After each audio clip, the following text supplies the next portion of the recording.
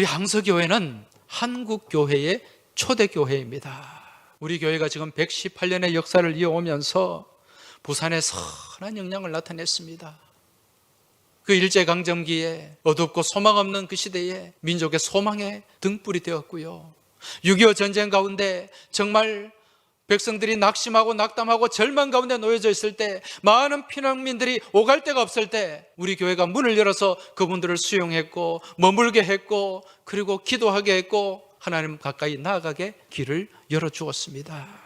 지난해 성남 분당에 분당 우리 교회라는 교회가 있어요. 그 교회가 몇만 명이 모이는 교회인데, 거기 있는 교회들을 29개로 나누어서 교회를 개척했단 말입니다.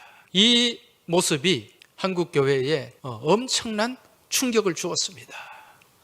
그런데요, 이미 우리 교회는 87년 전부터 이런 일들을 감당해 왔습니다. 우리 교회가 지금까지 6개의 교회를 분립했어요. 1936년에 항남교회를 개척해서 살림을 떼주었어요. 1938년에 감천교회를 개척해서 살림을 떼주었어요. 1951년에 신성교회를 개척해서 살림을 떼주었어요. 1951년에 신광교회를 개척해서 살림을 떼주었어요.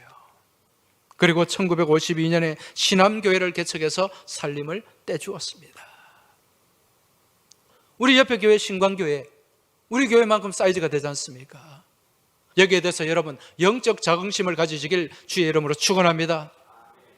우리 신앙의 선배들은 이처럼 칭송받는 일들을 많이 감당했습니다. 오늘 우리들 또한 칭송의 발자취를 이어서 우리 항서교회를 더욱더 이 지역과 이 시대 가운데서 칭송받는 교회로 세워가야 될 줄 믿습니다. 그러기 위해서는 우리가 무엇을 붙잡아야 된다? 말씀을 붙잡아야 돼요. 무엇에 순종해야 된다? 말씀에 순종해야 돼요. 말씀 붙잡고 말씀에 순종하면서 서로 사랑하고 서로 나누고 서로 섬기고 서로 협력할 때 우리 교회가 더욱더 건강한 120년, 130년, 150년의 역사를 써내려가게 되고 세상과 사람들 가운데서 칭송받는 교회로 세워지게 될 줄 믿습니다. 여러분, 지금 이 10대 소녀 마리아, 지금 자신의 몸에 이제까지 경험하지 못한 그런 놀라운 일들, 변화들이 일어날 때 마음이 얼마나 졸였겠습니까? 그렇게 고민하다가 찾은 대상이 누굽니까? 유대 산골에 사는 엘리사벳이었습니다. 지금 이 엘리사벳은 아기를 가진 지 한 6개월 정도 지났어요. 엘리사벳이 마리아가 문안함을 들음에 아기가 복중에서 뛰노는지라 엘리사벳이 성령의 충만함을 받아 큰 소리로 불러 이르되 여자 중에 내가 복이 있으며 내 태중의 아이도 복이 있도다. 현실의 눈으로 바라보면 답답하고 괴롭고 도저히 있을 수 없는 일임에도 불구하고 그 현실 너머에서 역사하시는 하나님의 일을 바라보니까 이게 어떤 일이라고요? 축복된 일이라는 거예요. 인도에서 선교하시는 어느 선교사님이 금을 재련하는 그 재련공을 만난 적이 있습니다. 이분은 다른 어떤 도구를 사용하지 않고 자신의 육안으로만 99%의 순금을 재련하고 만들어낸다고 합니다. 그래서 그 대장장이에게 질문을 합니다. 아니, 당신은 어떻게 해서 불순물 하나 없는 99%의 순금을 그렇게 손으로 다듬어서 만들어냅니까? 저는 금을 재련하면서 순간순간 이 금 표면에 내 얼굴을 비추어 봅니다. 그러면서 이게 좀 희미하게 보이면 아직도 불순물이 남아있구나 생각하고 다시 달구어서 두들겨서 불순물을 빼내고 또 달구어서 불순물을 빼내다 보면 어느 순간에 내 모습이 거기에 환하게 보인다는 거예요. 그러면 99% 순금, 정금이 된다고 합니다. 우리가 세상 가운데 살면서 온갖 불순물들이, 악한 죄와 허물들이 우리 삶에 파고듭니다. 우리의 현실의 눈으로, 우리의 육신의 눈으로 바라볼 때 이것이 나를 무너뜨리는 것 같고 나를 괴롭게 하는 것 같지만 우리가 그것을 믿음으로 바라보고 믿음의 눈으로 재해석하며 나아갈 때 여러분, 하나님은 그 고난을 바꾸어서 내 기도가 되게 하시고 그 눈물을 바꾸어서 내 찬송이 되게 하시는 줄 믿으시기 바랍니다. 지난해 2월 24일이죠. 러시아가 우크라이나를 침공한 날이에요. 러시아는 세계 제2위, 미국 다음으로 군사력이 강한 나라예요. 근데 우크라이나는 세계 22위, 세계 2위와 22위의 군사력은요, 하늘과 땅 차이입니다. 그러니 저렇게 전쟁이 되면 길어도 일주일이다. 막상 1년이 지나도 끝날 기미가 보이지 않아요. 처음에는 러시아가 막 밀어붙이다가 지금은 러시아가 수세에 물리고 있어요. 제일 큰 원인이 뭐냐? 이 러시아 군대 전쟁 목적이 분명하지가 않아요. 그냥 우크라이나에 있는 네오나치를 축출한다. 가보니까 우크라이나에 나치는 없어. 왜 싸우는지도 모르고 왜 죽어야 하는지도 모르고 그렇게 전쟁터에 그냥 내던져진 것입니다. 싸움에 의지가 없는 오합지졸 군대가 되고 만 거죠. 여기에 반해서 우크라이나 대통령 젤렌스키 서방에서 지금 안 된다. 대통령은 그래도 살아야 계속 지휘를 할 것 아니냐. 당신은 피해라. 망명할 자리를 봐주겠다. 근데 젤렌스키가 어떻게 했습니까? 나 못 간다. 내가 죽어도 여기서 죽는다. 대통령까지 그렇게 죽음을 각오하고 그렇게 나라 지킬 의지를 갖고 있으니까 국민들이 하나가 되는 거죠. 군인들이 하나가 되는 거죠. 그러니까 아무리 많은 숫자, 강한 무기를 가지고 공격을 해도 이겨낼 수가 없는 거예요. 여러분, 이것은요, 오늘날 교회도 마찬가지입니다. 교회가 분명한 목적을 향해 나아가야 되고 그 목적이 이끄는 교회가 건강한 교회인 줄 믿으시기 바랍니다. 우리 예수님이 교회를 세우셨는데 교회를 세우신 목적이 뭡니까? 교회의 목적은 여러 가지가 있겠지만 가장 중요한 것, 그것은 생명을 살리는 일이에요. 영혼을 살리는 일입니다. 우리가 생명을 살리기 위해 기도할 때 하나님은 우리에게 우리 삶의 자리에 우리의 그 삶 가운데 더 큰 은혜를 주시고 복을 주신다는 사실 믿음으로 깨달으시길 주의 이름으로 축원합니다. 우리나라 프로야구 선수 중에 이 국보투수라는 별명을 가진 선수가 있죠. 선동열이라는 투수입니다. 그런데 이 선동열 선수가 해태 타이거즈에 입단을 했어요. 얼마나 자신감이 충만했겠어요. 용기 충천했겠죠. 그 대구에 이 삼성 라이온즈와 첫 시합을 하는데 이 첫 시합에서 이 선동열 선수가 무지막지하게 두들겨 맞았습니다. 그 7회 동안 점수를 5점이나 줬어요. 그런데 이 선동열 선수가 4회까지인가 5회까지 잘 던졌는데 이제 6회부터 맞기 시작하는 거예요. 그때 감독이 누군가? 코끼리 김응용 감독입니다. 근데 올라오질 않는 거예요. 그냥 팔짱 끼고 가만히 보고 있는 거예요. 이제 이 선동열 선수가 자기가 특급 투수의 반열에 오르고 난 뒤에 그때 그 시간 자기는 잊지를 못한다는 겁니다. 정말 아마추어에서 최고라는 찬사를 받으면서 그렇게 프로에 와서 굉장한 교만한 마음이 있었는데 딱 와서 그렇게 맞아보니까 정신이 번쩍 들더라는 거죠. 그러면서 마음 한켠에 야, 더 열심히 해야 되겠다. 그 겸손해지는 마음이 생기더라는 겁니다. 그 감독이 그걸 노렸던 거예요.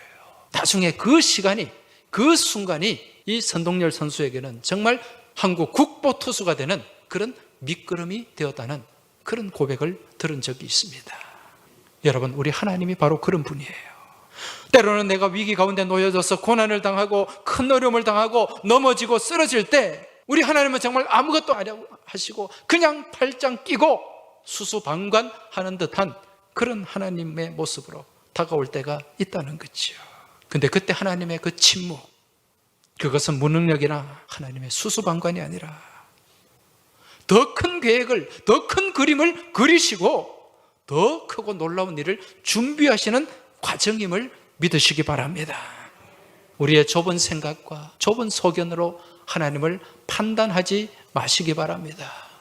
지금 당장 내가 어려움 가운데 놓여져 있을 때 그 순간을 통해서 내가 이기게 하시고 그 시간을 통해서 내가 연단되게 하시고 그 시간을 통해서 내가 더 성장하기를 바라는 분이 우리 하나님이심을 믿고 깨달으시기 바랍니다. 독일에 있는 신학대학 학장이 버스를 탔는데 옆에 연세가 지긋한 할머니 한 분이 앉았습니다. 이 할머니가 이분에게 질문을 하는 겁니다. 선생님, 혹시 예수 믿으세요? 나는 모태신앙입니다. 그러자 또 할머니가 또 질문을 합니다.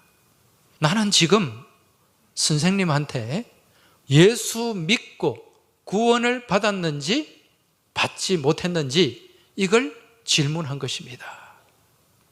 이 말을 들은 이 신학대학 학장이 기분이 좀 상했어요.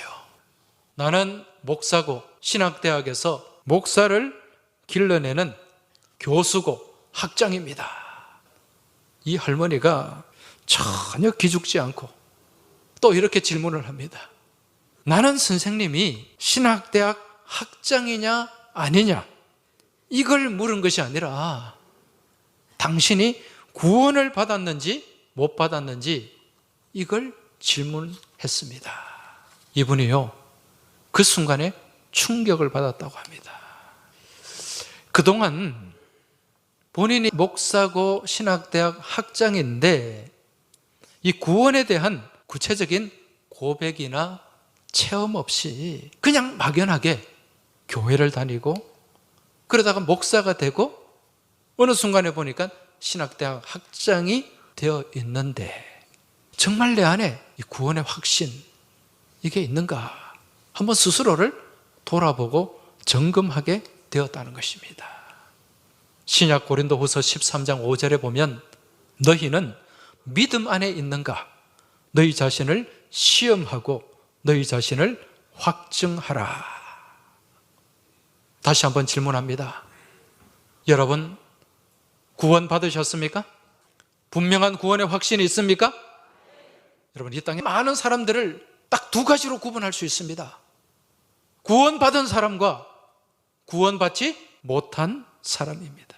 마지막에는 딱 두 종류만 나뉘어지게 된다는 것입니다. 한국 교회에서 가장 존경하는 신앙인을 꼽으라고 한다면 그 1순위가 주기철 목사님이에요.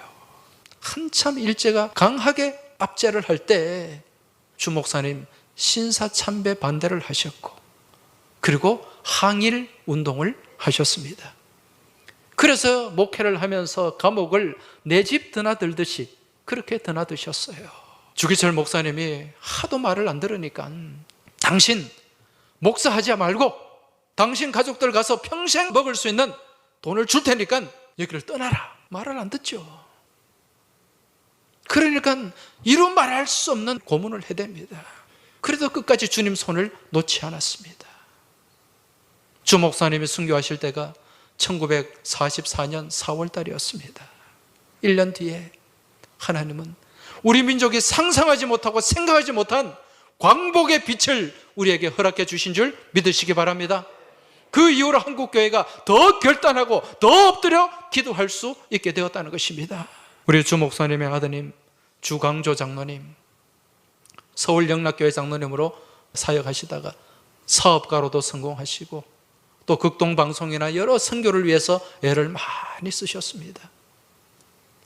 그리고 그 손자 되시는 주승중 목사님, 장로의 신학대학교 교수님으로 사역하시다가 인천에 가면 주안장로교회라고 그 교회 지금 담임 목사로 얼마나 사역을 잘하고 계시는지 모릅니다.